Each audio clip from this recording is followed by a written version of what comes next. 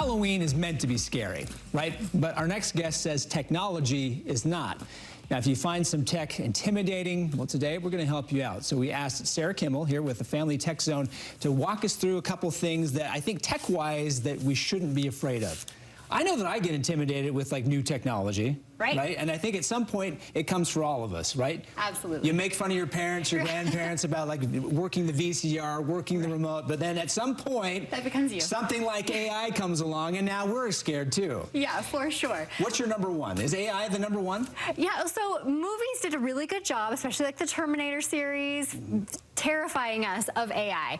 But it doesn't really have to be scary because everyone's saying everything's got AI now. But what I really love using AI for is as a brainstorming tool. You know, it's not a great search engine because it will lie to you, but if you're just bouncing ideas off of it, it's a really good tool to help you figure out like what you want to do for Halloween or things like that. So don't be afraid of AI. Don't be afraid of AI. Just ask us some questions, help brainstorm. Okay, so I know that's a big one here. What about for people taking photos? I know that can be intimidating. You're trying to figure out, where do I store these? What do I do with these? Yeah, you know, we have so many photos. We're taking pictures every day, and it gets kind of lost in the shuffle. And so what I like to do at the beginning of the year is take every photo from the previous year and put it in a folder that's labeled that year. And then I can go back and search for different things that have happened throughout my life based on those years. Now, the scary thing is don't just save it on an external hard drive because those fail all the time. You want to make sure you're saving it like on a cloud storage, like Dropbox or something like that. You want to do both?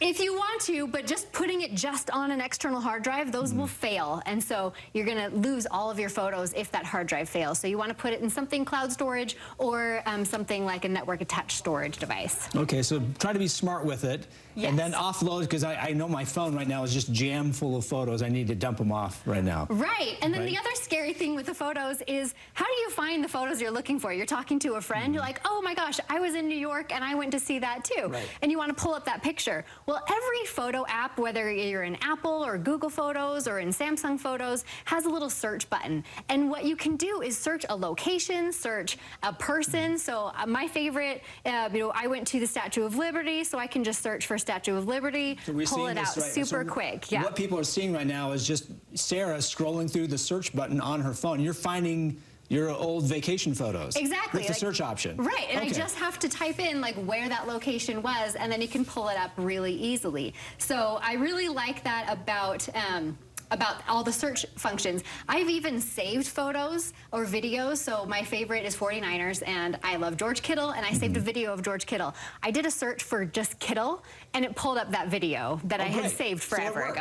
Right, there you go. And we got it working here live for everyone at home here at the same time. So technology doesn't have to be that intimidating. Exactly. Okay, this one's a common one. I do this, I've had this recently. I dropped my phone, screen cracked, and I feel like I'm so deathly afraid of making sure that I don't drop it again. Yeah, so you don't have to be afraid to drop your phone.